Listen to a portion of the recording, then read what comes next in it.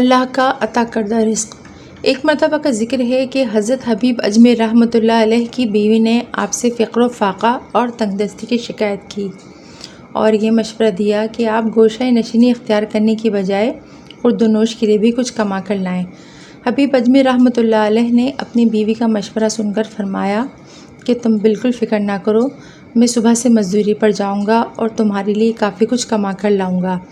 چنانچہ جب دوسرا دن ہوا تو آپ جنگل کی طرف نکل گئے اور ایک کونے میں بیٹھ کر اللہ تعالیٰ کی عبادت میں مشغول ہو گئے۔ آپ نے سارا دن اللہ تعالیٰ کی یاد میں گزار دیا۔ جب شام ہوئی تو گھر آئے۔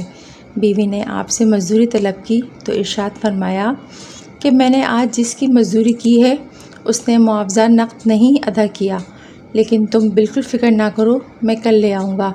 جس کی میں نے مزدوری کی ہے وہ ایسا سخی ہے کہ بغیر مزدوری مانگے بھی دے دیا کرتا ہے۔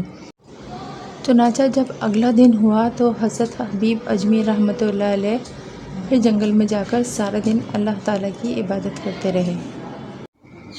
رات کو جب گھر واپس آئے تو بیوی نے مزدوری کا تقاضا کیا۔ آپ نے ارشاد فرمایا تم فکر نہ کرو، میں اس سے اکٹھی مزدوری لے لوں گا، کیونکہ مجھے ہر روز اس سے مزدوری طلب کرنے میں شرم محسوس ہوتی ہے۔ اب میں 10 دنوں کے بعد اس سے مزدوری طلب کروں گا۔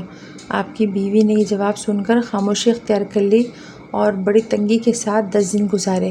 جب 10واں دن بھی گزر گیا اور حضرت حبیب اجمیر رحمۃ اللہ علیہ اپنے گھر کی طرف واپس جا رہے تھے، دل میں سخت شرمندگی اور بے چینی محسوس کر رہے تھے۔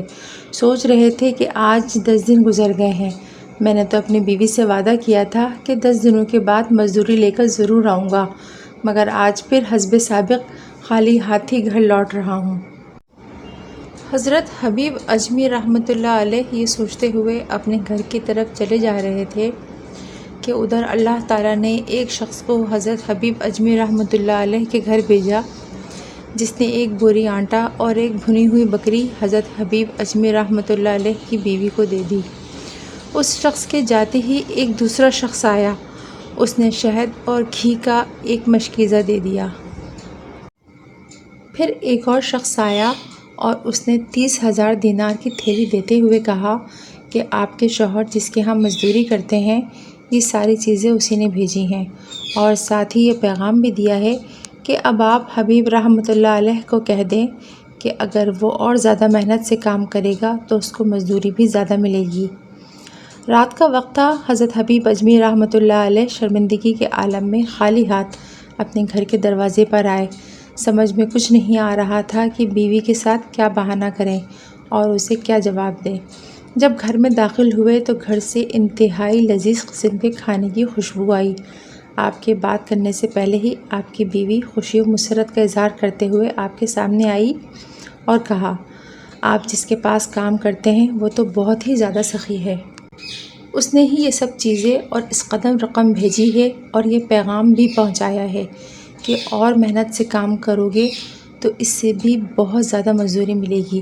حضرت حبیب اجمیر رحمۃ اللہ علیہ نے جب یہ سنا تو دل پر رقت طاری ہو گئی اور اللہ تعالیٰ کی عبادت میں شب و روز مشغول ہو گئے۔ روحانی تصرف۔ منقول ہے کہ ایک مرتبہ حسن بصری حجاج بن یوسف کے سپاہیوں سے چھپتے ہوئے حضرت حبیب اجمیر رحمۃ اللہ علیہ کی عبادت گاہ میں پہنچ گئے، اور جب سپاہیوں نے حبیب اجمیر سے معلومات حاصل کی تو انہوں نے صاف بتا دیا کہ حسن عبادت گاہ کے اندر ہیں، لیکن پورے عبادت گاہ کی تلاشی کے باوجود بھی حضرت حسن کا سراغ نہ مل سکا۔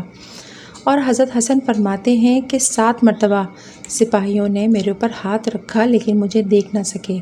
پھر سپاہیوں نے حضرت حبیب سے کہا کہ حجاج تم کو دروغگوئی کی سزا دے گا۔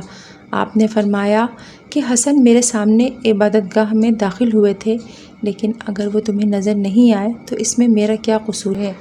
چنانچہ دوبارہ پھر تلاشی لی لیکن ان کو نہ پا کر واپس آ گئے۔ حضرت حسن نے باہر نکل کر حضرت حبیب سے کہا کہ آپ نے تو استادی کے حق کا بھی کچھ پاس نہیں کیا اور صاف صاف انہیں میرا پتہ بتا دیا۔ انہوں نے جواب دیا کہ چونکہ میں نے سچ سے کام لیا اس لیے آپ محفوظ رہے، اور اگر میں دروغ گوئی سے کام لیتا تو پھر یقیناً ہم دونوں گرفتار کر لیے جاتے۔ یہ سن کر حضرت حسن نے پوچھا کہ آخر تم نے کیا منتر پڑھ دیا تھا جس کی وجہ سے میں سپاہیوں کو نظر نہ آیا؟ آپ نے فرمایا 2 مرتبہ آیت الکرسی، 2 مرتبہ قل هو اللہ احد، 2 مرتبہ آمن الرسول پڑھ کر اللہ تعالیٰ سے عرض کیا کہ حسن کو تیرے حوالے کیا، تو ہی ان کی حفاظت کرنا۔ ایک مرتبہ کسی نے عرض کیا کہ مجھ سے بہت سے لوگ آپ کا حال دریافت کرتے ہیں، اگر اپنی کوئی کرامت دکھا دیں تو بہتر ہے۔ آپ نے پوچھا کہ بتا کیا طلب کرتا ہے؟ اس نے عرض کیا کہ تازہ کھجور کی خواہش ہے، حالانکہ کھجور کی فصل نہیں تھی۔ آپ نے فرمایا یہ لے، اور ایک تازہ کھجور سے بھری ہوئی تھیلی اس کو دے دی۔